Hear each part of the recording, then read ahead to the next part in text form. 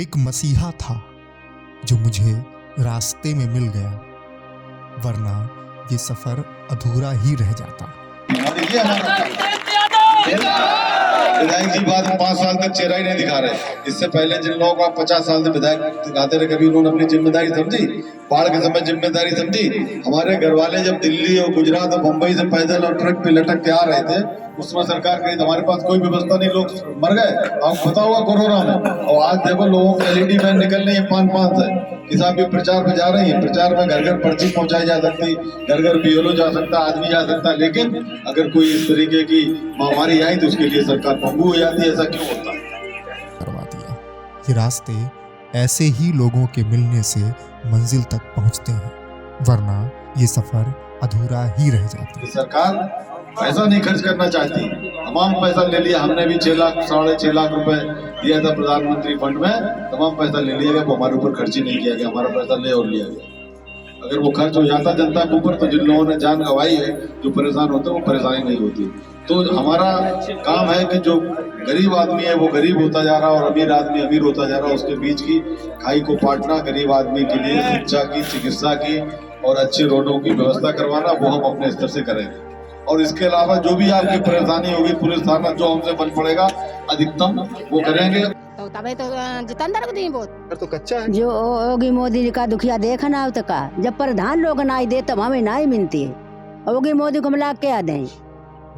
हाँ वो तो मोबाइल में दे दीजिए, को हो ना समझे बात कर, हम कर ही ना पाओ, हम कहाँ पहुँचे जाए। क्योंकि जब वोट आप देते हो तो सुविधा लेने का अधिकार भी आपको है, मटाधीशों को नहीं है, गरीब आदमी को है। तो हम चाहते हैं कि जो गरीब है उसका बच्चा भी आगे बढ़े। ये थोड़ी कि सिर्फ रईस आदमी पर गरीब गरीब होता जाए और अमीर अमीर होता जाए, ऐसा नहीं अब होगा। हमने अपनी, जब हमें कोई जिम्मेदारी नहीं मिली थी तो हमने चिकित्सा और शिक्षा की व्यवस्था जो मेरे पास पहुंच गया, वो आज अगर एक भी आदमी सिंगल कह दे कि मैं आपके पास गया, आपने मदद नहीं की, कोई ऐसा आदमी नहीं। हो सकता मैं यहाँ ना आया हूँ, लेकिन मेरे पास जो पहुंचा है उसकी मैंने मदद की। अगर कोई सिफारिश लेकर पहुंचा है तो भी मैंने उसकी मदद की। लेकिन अब मुझे अगर जिम्मेदारी मिल जाए।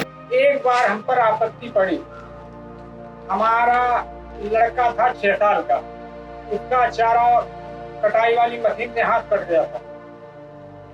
तो हम नए अलग हुए थे, मेरे पास एक कौड़ी पैसा नहीं था। डॉक्टर साहब के यहाँ पहुंचे, वास्तविक डॉक्टर साहब से मिले, मुझसे एक नया पैसा नहीं लगा, हमारा बच्चा बिल्कुल सही हो गया। डॉक्टर साहब की जरिया से डॉक्टर साहब ने बहुत बड़ी हमारे साथ मेहरबानी की। मैं डॉक्टर साहब का बहुत बड़ा आभारी हूँ और एहसान बंद हूँ। जितेंद्र भैया, अगर जिम्मेदारी मिल जाएगी तो मैं और अच्छाई से और ढंग से उसको काम करूंगा। क्योंकि जब कोई कहीं अध्यापक हो जाता है तो उसकी जिम्मेदारी हो जाती है सुबह जाकर के क्लास लेना, बच्चों को पढ़ाना, उनकी परीक्षा लेना और बच्चों को पास करा के आगे बढ़ाना। एक गाय यहाँ पर नहीं दिखेगी। आपको विधायक किस काम का होता है जो घर पर लेटा रहे और गाय साढ़ा आपके खेत में घुसे रहे, अपने आप को जनप्रतिनिधि कहता है, जनता का सेवक कहता है। बेवकूफ बनाने वाली है, जनता का सेवक है। हमारे यहाँ गौशाला बन गया। अब गौशाला के नाम पर ट्राली भरे जानवर और छोड़ दिया आके पास में। अब वहाँ अंदर 15-16 जानवर बंद है और बाकी सब बाहर फसल खा रहे हो। किसान आदमी है, मैं हमारी फसल सुरक्षित रहे, जान ले वो पार्टी ठीक है। हमारी फसल असुरक्षित है, घर में खाने को लेकर तार लगाने पड़ते हैं, ठंड कोहरे में रात में खेत पड़े रहते हैं। हर बार वादे नहीं जीतने चाहिए, इंसानियत भी जीते तो बात बने।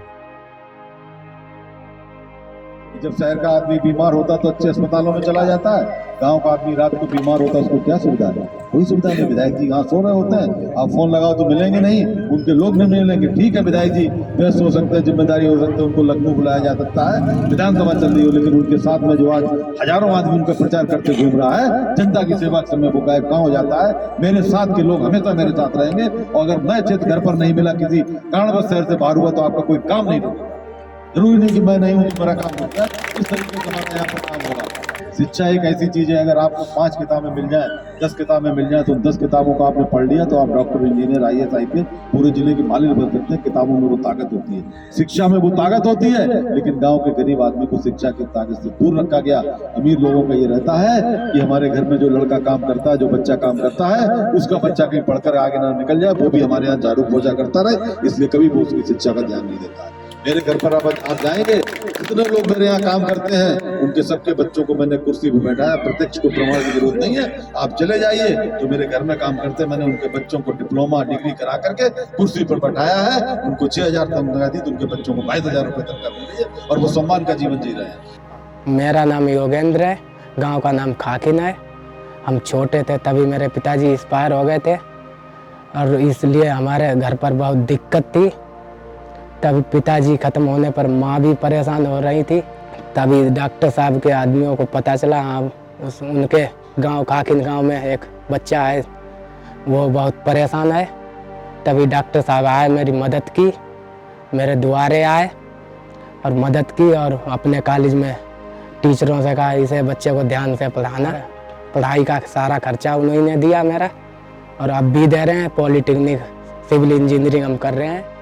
अगर हम सेवक हैं और हमारे क्षेत्र का आदमी गाय से परेशान, सांड से परेशान, बीमारी से परेशान, गरीबी से परेशान, तो हम किस काम के? हम क्यों आपके बीच आए हुए? हमें क्या जरूरत है यहाँ आने की? क्यों आपको परेशान करें, क्यों अपना समाज परेशान करें? हम यहाँ पर आए हैं, हम चाहे तो अपने घर में आराम से बैठ सकते हैं। जितनी देर आपसे बात कर रहे हैं, आप लोगों की सेवा कर रहे हैं, उतनी देर में लोगों से मिलकर हम अपना व्यापार बढ़ा सकते हैं। लेकिन हम व्यापार छोड़ के आपकी सेवा करने के लिए आए हैं। हमें तो सिर्फ नाम चाहिए और आपके लिए काम चाहिए, इसके अलावा हमें कोई जरूरत नहीं है। हमें कोई विधायक बनकर, ना विधायक निधि से रईस बनना है, ना हमें किसी गरीब से कोई पैसा लेना। हम सेवा करने आए और हर साल मेरा खुद का बजट रहेगा, विधायक निधि के अलावा मेरा बजट रहेगा जो जनता के ऊपर खर्च होगा। मैं अपना बजट बनाऊंगा, क्योंकि सेवक हूं तो सेवा करेगा, बिना पैसे की सेवा नहीं होती। बातों से पेट नहीं भरता है। नेता आते हैं, भाषण देकर के चले जाते हैं। मुझे कभी नेता मानने की गलती मत कर देना, मैं नेता नहीं बनना चाहता हूँ। चुनाव तो लड़ाओ, मैं नेता नहीं बनना चाहता हूँ। मैं आप लोगों के साथ रहना चाहता हूँ। अगर मेरे पास जो विधायक के पास सुविधा होती है वो सब सुविधा मेरे पास है। भी लड़के कहते कितनी मुश्किलों में घर आए, सरकार ने कोई मदद की नहीं की, लेकिन आज उनके पास सब कुछ है।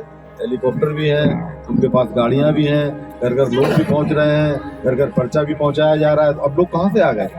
अब पैसा कहाँ से आ गया? तो ये सरकार का जो जिस समय जिम्मेदारी निभाई थी, सरकार ने जिम्मेदारी नहीं निभाई।